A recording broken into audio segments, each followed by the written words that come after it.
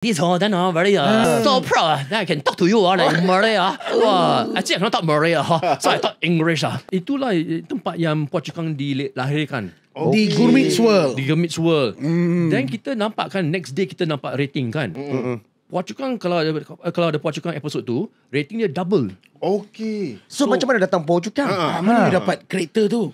Kereta? Kereta. Oh, kereta dia beli kereta lah. Karakter. Melahirkan karakter. Macam English lah, betul lah. English saya ni. Jahannam. Dahsyat. So kita macam discuss kan. Kita cakap okay, what can you do Gemik? Kita macam table kan. Ada director, ada writer, producer. Aku bersana. So okay, satu karakter saya boleh buat macam orang macam tua retiree kan dari Navy. Dia cakap macam gini. So macam Navy retiree. Okay, let's go and have some Navy retired punya Navy. Habis ada convent lah, ada apa-apa lah. So aku suddenly aku ingat dulu kan bila saya pergi sekolah, aku ada holiday macam job kan.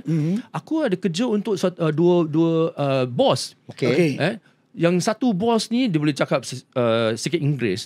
Yang lagi satu tak boleh cakap English. Tak boleh pun. Tak boleh pun. Tapi dia karakter macam kelakar lah.